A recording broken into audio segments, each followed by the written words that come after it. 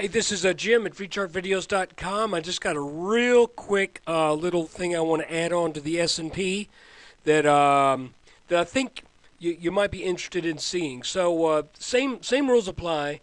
This video is just for educational purposes, not investment advice.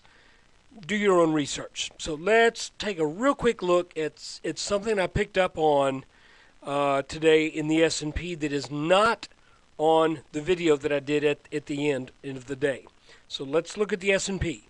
Okay, this is a 2-hour chart. Each candle is 2 hours of trading, dating back to September, where we started this channel that I have been looking at and identified as being here on the bottom, this light blue line. That was dark blue until a little while ago, but I'll tell you why. So we got this light blue line, then we have this green line, and you can see that we haven't been anywhere near this line for quite a while.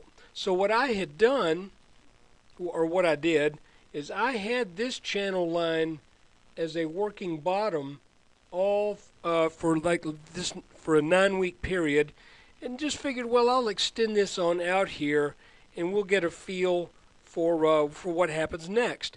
And because I did that, that kind of locked me into the idea that this was going to continue to be an operative channel line, but we would not get above it. We would just maybe continually test it as resistance. But you can see that over the past month and a half or so, we haven't touched that line.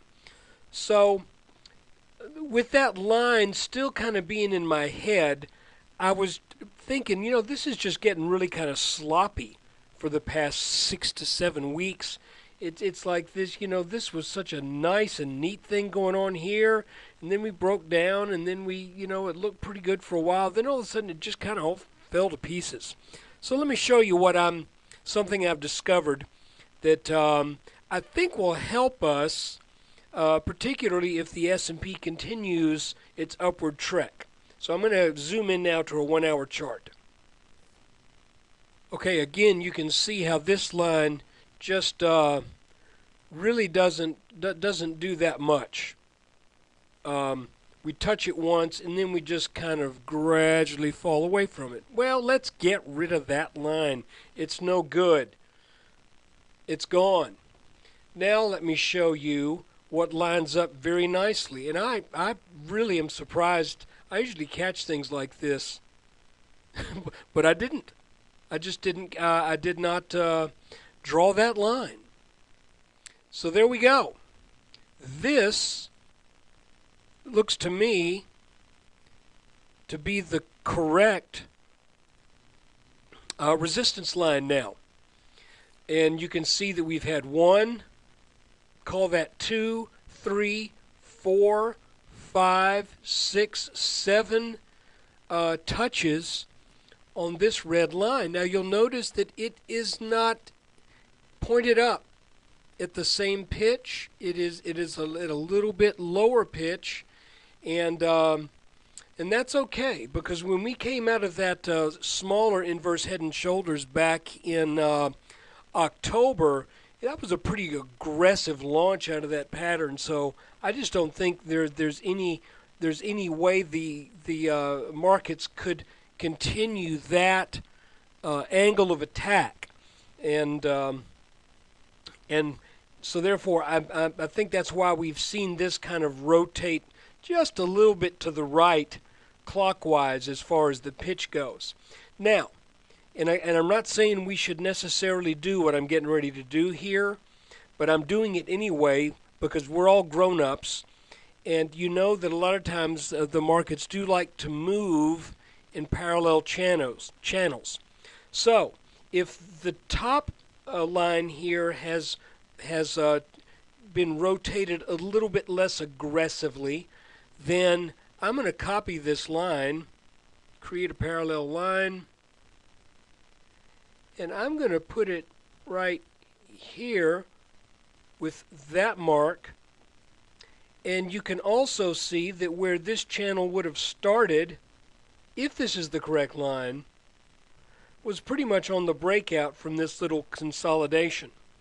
And that is I've been seeing that a lot lately, where you just drop this line, you drop the bottom of the consolidation, and you start it at some other point. I'm not saying you always do that. I'm just saying you do what works.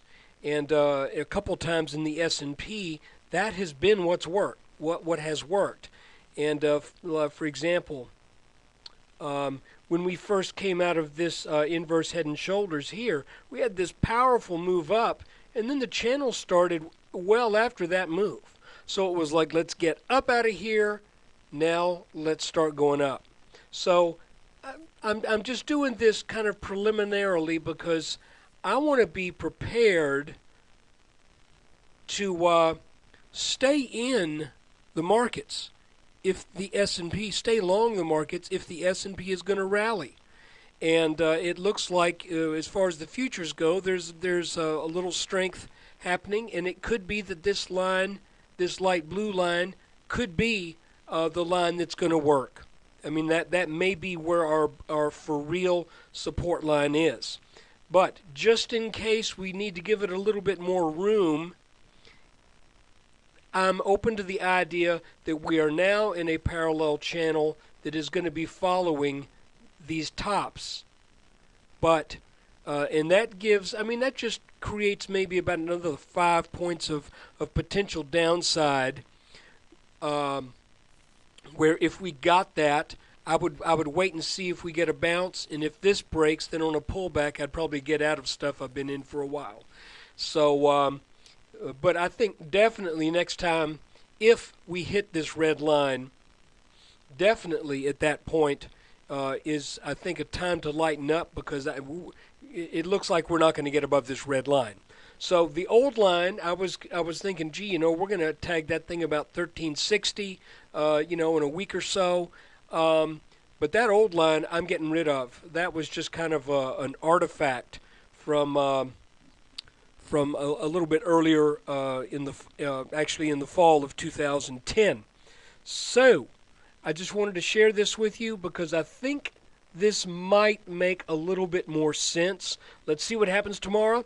And be careful, this is getting kind of dicey. So I'm just, those of you who've been following me, I'm glad we've stayed long for that 1340, 1350 target. The question now is there any steam left? Let's see. Take care. Bye.